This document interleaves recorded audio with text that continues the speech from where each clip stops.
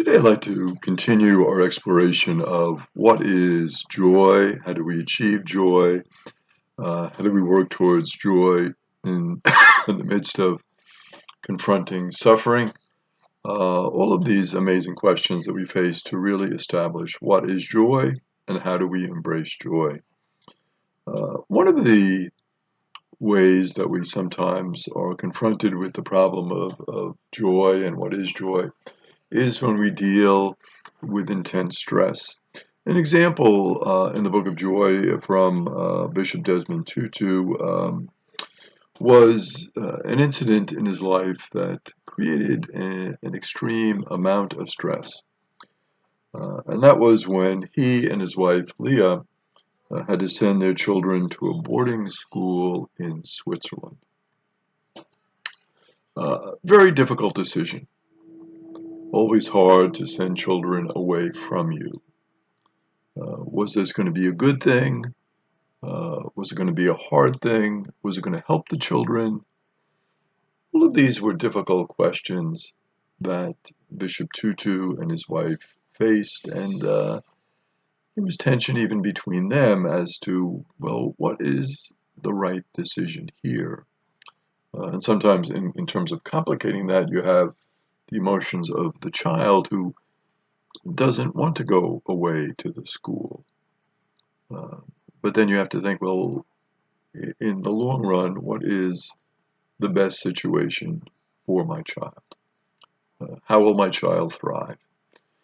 And so, faced with that dilemma and that stress, Bishop Tutu and his wife decided that what they would do to alleviate that stress is to meditate. So they took some time to ponder the decision carefully, to give it over to the Lord, to step back from it, and to try to achieve some sense of peace and calm and direction about a very, very difficult and emotionally draining and stressful decision. In doing that, they found calm, they found peace, and they found a direction forward. The meditation helped them to relieve that stress. So many times when we are faced with that type of situation, that it is going to be extremely stressful, hard, and difficult for us. Good advice, a good path forward, is to take some time to meditate, to calm down, and to find a path that will lead to calm, to peace, and ultimately to a sense of joy about the decision that we made. The latest brain scan research is very interesting in this regard.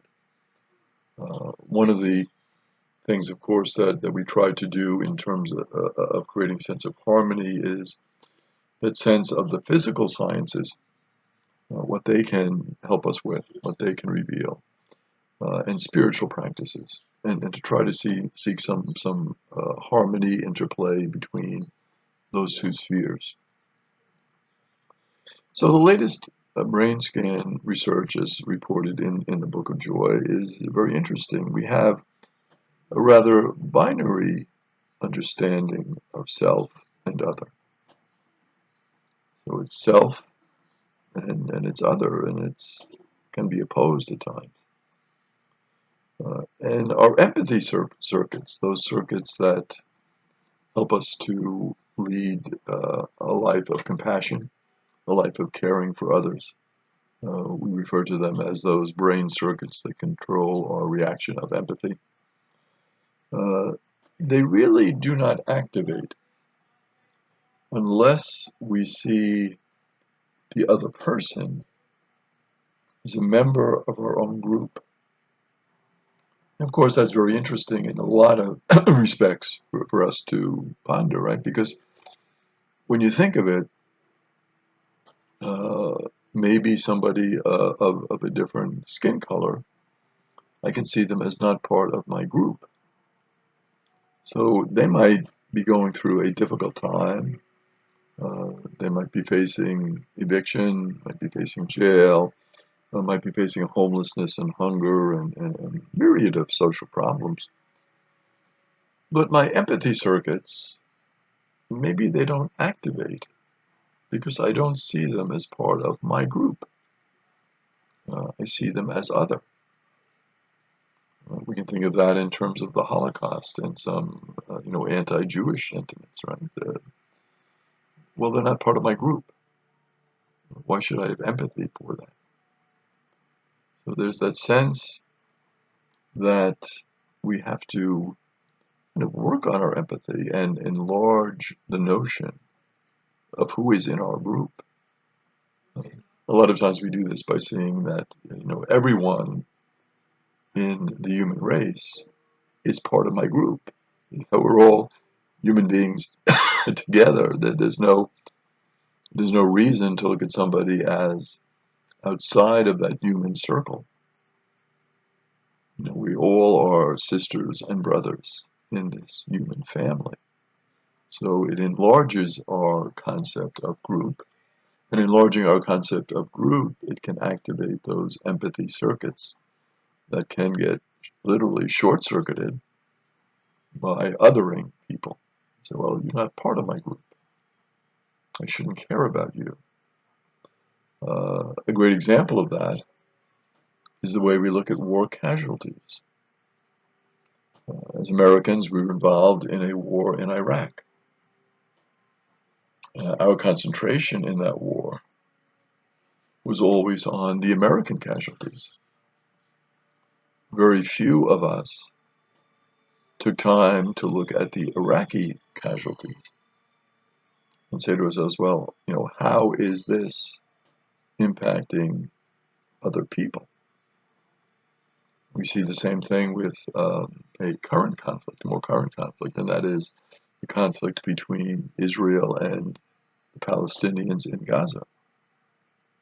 We see many innocent civilians that were slaughtered by Hamas, and now we're seeing innocent civilians that are killed by the Israeli forces who are trying to defend themselves against Hamas. Many times, unfortunately, these civilians are used as human shields, or they're caught up in bombings and very difficult circumstance. But in terms of empathy, should we not have empathy for those Israelis who were murdered brutally? And should we not have empathy for those Palestinians who were caught in this terrible war? So this empathy circuit, this idea of being more inclusive in terms of who we see as the other, can lead us significantly to leading a life of greater joy. So one of the great teachings that we see in the Buddhist approach is what we call the 8 pillars of joy. So we will explore in our next presentation those 8 pillars and see how we can relate to them and how they can enrich our own lives.